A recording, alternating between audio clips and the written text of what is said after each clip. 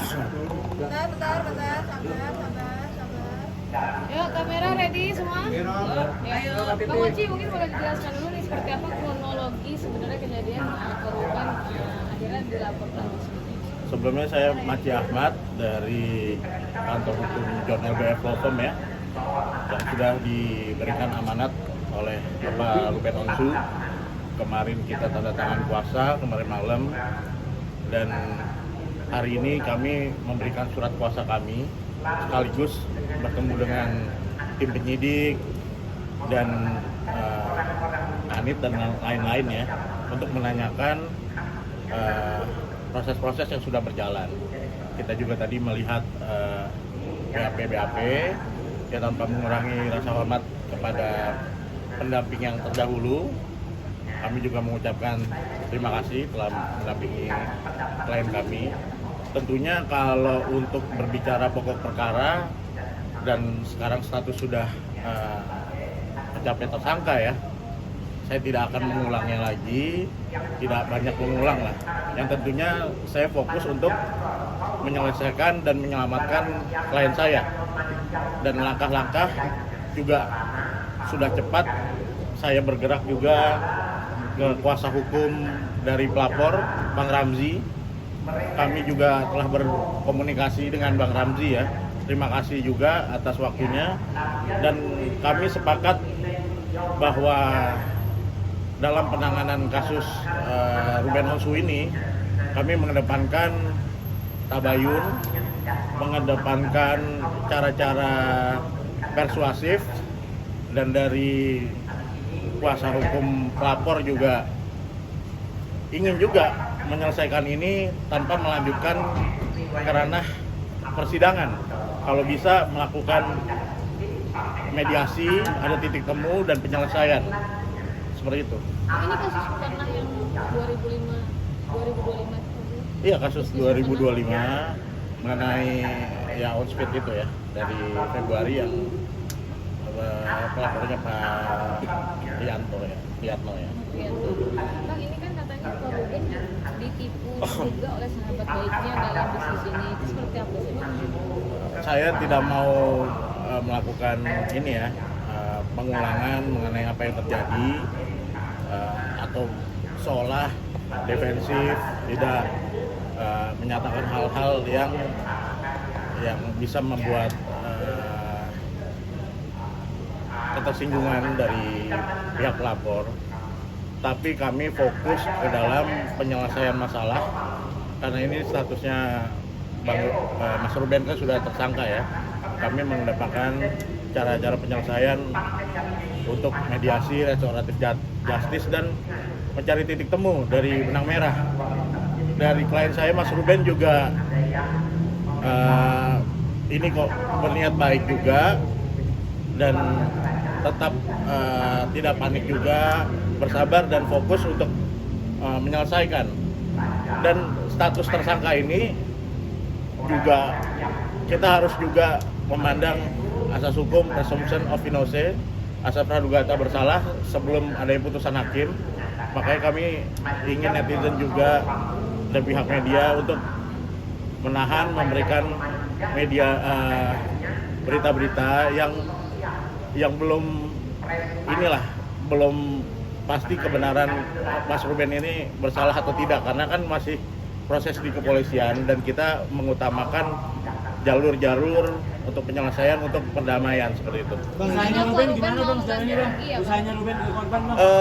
Upaya untuk penggantian, upaya untuk kita sedang upayakan ya, sedang upayakan, dan kita sudah komunikasi juga kepada pihak pelapor, lawyer to lawyer, pengacara ke pengacara, dan disambut juga sama Bang Ramzi ya, dan mereka juga fokusnya tidak untuk memenjarakan, tapi proses hukum memang terus berjalan. Kita juga menghargai itu. Mas Ruben juga pastinya kooperatif nantinya apabila dipanggil nanti sebagai tersangka, dan kita juga tadi di kepolisian meminta saat nanti dipanggil pemeriksaan kembali, menyiapkan beberapa dokumen yang ada kekurangan, menyiapkan rekening koran ya seperti itulah.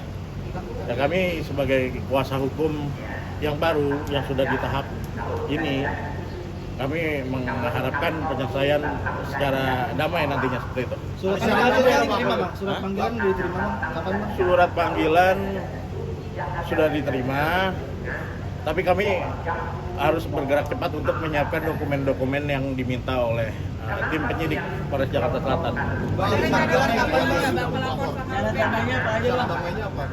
Yang diajukan sama pelapor. Ya fokusnya ya pengembalian ganti kerugian lah. Berapa Ada rencana pertemuan nggak sih, Bang? Berapa Antara nominalnya, pelapor sama Bang? Ruben sendiri? Berapa? Ada rencana untuk bertemu?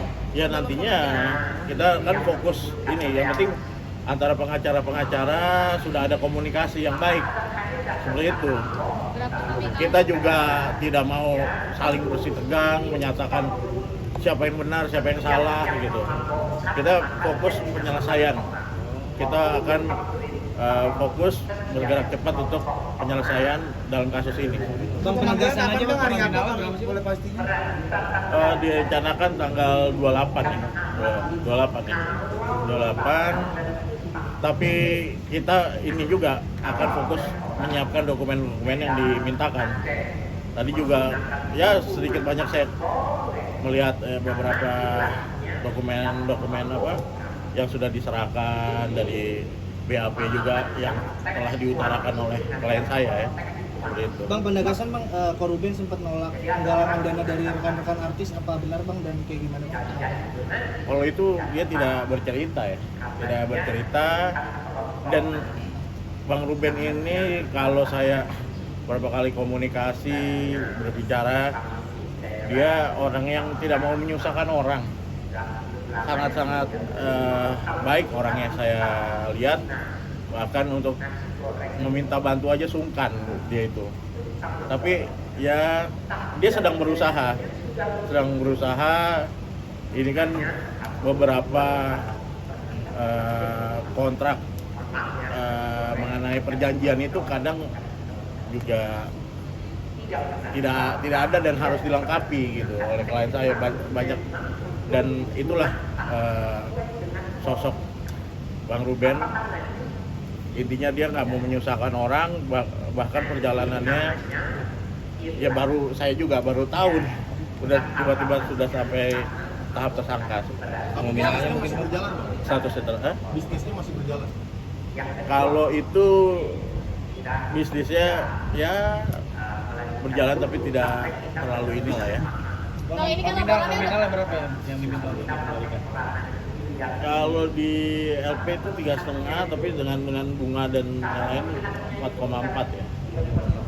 4,4. Bang, ini kan laporannya udah setahun Bang. Selama setahun itu ada upaya dari korban untuk menyelesaikan masalah ini nggak sih? Oh iya tentu. Upaya seperti sudah. apa Bang? Mungkin komunikasi dengan pelapor atau seperti apa?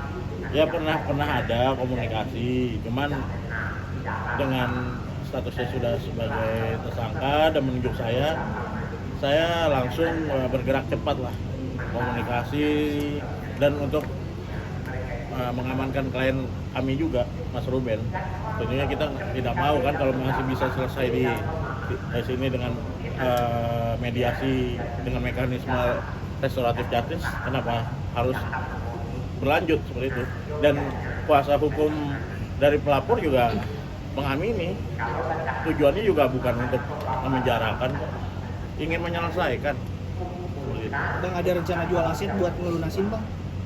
Sejauh ini? Rencana itu ya biarkan inilah ya Mas Ruben yang tahu, tapi dia pastinya akan bertanggung jawab.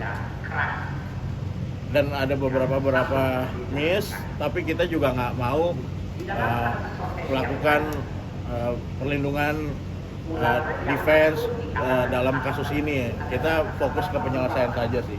Seperti itu. Dana yang sudah dikembalikan mungkin berapa? Kalau dari klien saya sudah sempat mengembalikan 100 juta ya. Mengembalikan 100 juta. Itu kapan, Bang? Ya pokoknya sudah dari ya tahun ini lah sudah ada pengembalian. Ya, cuman kan memang setelah terjadinya laporan ya, kita juga ya itu kembali lagi Mas Ruben niatnya baik kok, cuman memang dalam proses penandatanganan kerjasama kontrak itu tidak didampingi oleh orang hukum yang memadai dan dia tidak didampingi intinya sama orang hukum gitu. Jadi ada beberapa yang miss gitu dari kontrak. Kendalanya apa sih Bang? Tidak berkekuatan hukum atau seperti apa? Bukan tidak berkekuatan hukum.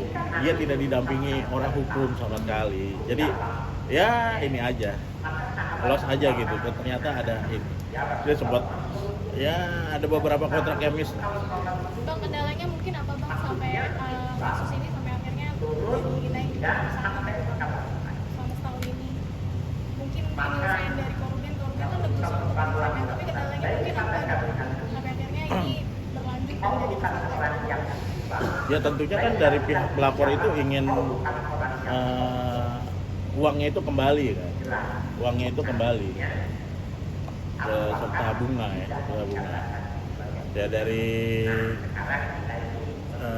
klien kami tentunya kemarin kan juga ada statement dari Bank Minola juga kan mengenai ya lagi banyak terkena cobaan dan ujian juga Mas Ruben, makanya kita doakan. Tapi saya lihat beliau ini orang yang baik dan sangat bertanggung jawab. Ada ketakutan nggak dari Korubin mungkin bisa mengganggu gugatan kasus anak yang sedang berjalan?